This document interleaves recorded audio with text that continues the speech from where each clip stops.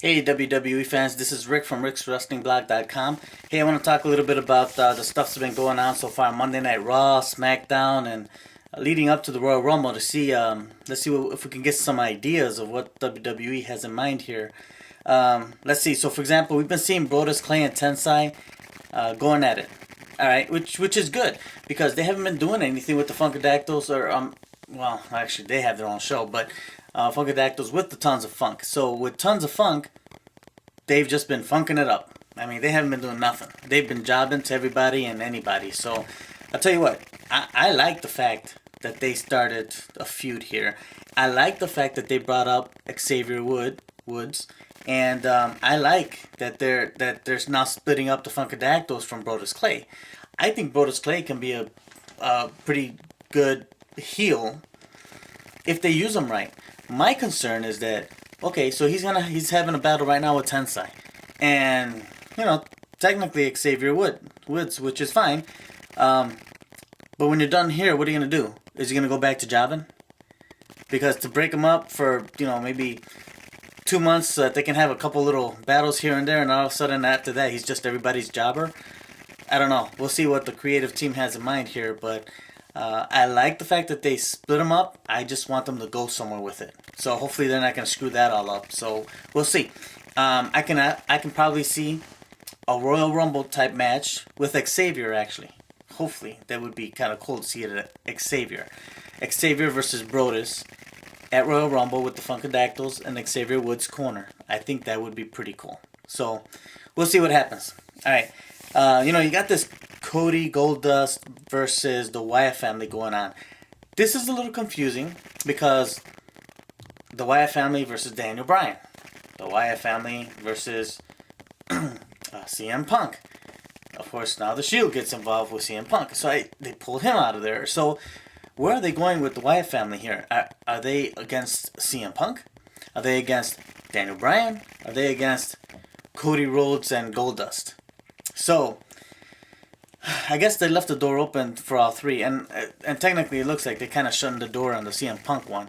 So really, with just Daniel Bryan, and then with the tag team champions, so I can see the Wyatt family maybe being in line for that tag team title, and maybe at Royal Rumble, what they'll do is they'll set up Goldust and Cody Rhodes to take on the Wyatt family for the tag team title.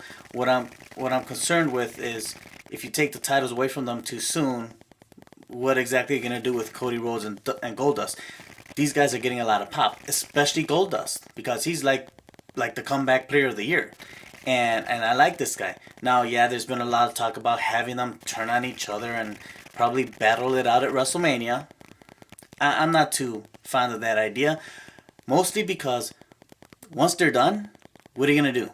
Because are they going to become jobbers? I don't know. Poor Cody, which I think he's a workhorse. I think he does great. But it seems like if they don't really have a real role for him to fill, he becomes everybody's jobber. And that's not cool. Goldust, how long will he keep this momentum? Hey, he's had it for a while right now, but I just say keep riding it. Honestly, I say keep them as a tag team. Don't split them up. And let's just see what happens. When the fans get tired of it, then do something with that. But for the time being, these two teaming together, these two brothers, are putting on a show. I mean, if they fight the Shield, that's a great show. If they fight whoever, really, they're putting on a good show. The Real Americans, even with the Wyatts, they were putting on a pretty good show. I think these guys are making a great team, and I think that they should stay as a team for the longest. So we'll see. We'll see what happens there. Let's see what creative does with them. Okay. Now, CM Punk teaming with John Cena, technically teaming with Daniel Bryan or Big E Langston. So 3-on-3 against the Shield. Now, I've got a problem with you guys with the WWE putting CM Punk, John Cena, and Daniel Bryan in a 3-way tag team match against the Shield. This is a pay-per-view match anywhere, any day. But you gave it to us, on Raw. Or, well, technically Daniel Bryan obviously didn't make it. So it was a handicap match. But then on Smackdown, it was Big E Langston that filled in. Well, this is still pay-per-view material. To me, yeah, I love the fact that WWE gave it to me for free, but then they're going to give it to me on a pay-per-view and I have to pay for it anyway. But anyway, hey, this is a main event caliber type of match. I would say you save that for the pay-per-view. So, anyway, whatever. You got a great match, and that's the main event. That's the main event. It's a shame that these days the WWE has gone with the world title is always the main event. You know, back in the day, the world title wasn't always the main event. How often, and I'm talking about now, you have to go back a few years probably, but you know, there was, you know, believe it or not, think about it. There was one match, and I'll give you the answer to this later. There was one match where the Intercontinental title was the main event on a pay-per-view. Can you remember what pay-per-view that was? Can you remember who the contestants were? I'll give it to you in a second here, but here's the thing. There was times in the back and times years ago where the main event many times they didn't even have a title involved, or maybe it was a tag team. And I'm not even talking about tag team titles involved, but still, those were main event type matches. This is what the creative team used to do for us. They used to build these teams up. They used to build up these people to a point, these storylines, and really hit us hard with them. Where you didn't have to have a title.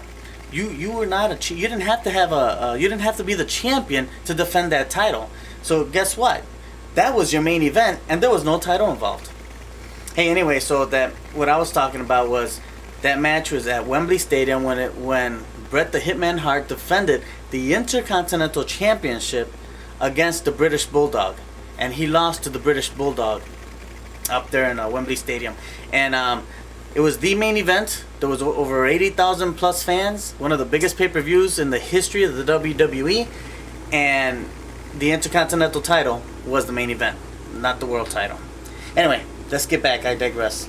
So anyway, Fandango. Hey, I've always been a fan of Fandango. I like this guy.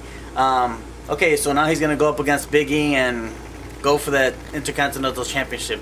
Man, they are not doing a good job with him. They are making him look bad because when you put him in a match where he really should be winning, he isn't.